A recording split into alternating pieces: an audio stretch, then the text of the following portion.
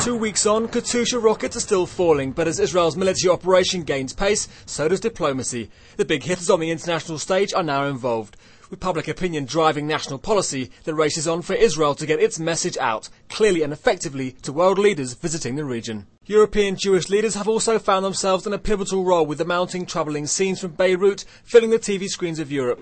A delegation of Jewish leaders came to Israel to watch, listen and learn the situation on the ground here to take back with them. In a closed meeting with Defence Minister Amir Peretz, this delegation, keen to understand the Israeli point of view, were briefed on the nature, size and scale of IDF targets being picked out one by one in Lebanon. Pierre Beznanou is the head of this delegation. So who are they?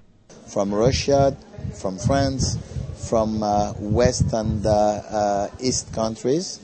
And it's also for us an important time to meet with the population, to say that they are not alone. And what do they hope to achieve by their trip to Israel now? To try to understand a little bit more the reality of the policy, to be able to explain maybe to the media when we will be back in Europe by tomorrow. At the outset of the conflict, world opinion seemed to understand that Israel had been the victim of Hezbollah aggression. But since then, have things changed? The longer it goes on, the more people will forget the cause and only see what's happening now, and that's Israel's difficulty. Info Live TV gained access to another closed meeting, this time with Foreign Minister Tzipi Livni, who told this delegation it was their duty to return to tell Israel's message to their nations back home. And the Foreign Minister made quite an impression. She can give a very good image for Israel, and it will be very useful if she's coming in Europe to make a tour in the different big cities of Europe. Delegates put questions to the Foreign Minister on the high numbers of Lebanese civilian casualties. Her answers, it seems, hit home. Missiles are placed in the civilian conurbations, in civilian houses, in people's front rooms of their apartments.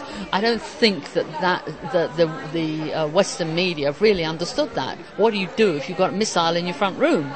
I mean, are you a civilian or are you a combatant? The group left Jerusalem and visited Haifa to see the wounded in hospitals there and the sites of the rocket blasts in the city. But they know it's an uphill battle to convey Israel's civilian loss to the countries they come from. As military operations gear up to destroy Hezbollah, and with civilian casualties mounting both in Beirut and in the eyes of Europeans, Israel is fast entering the world spotlight.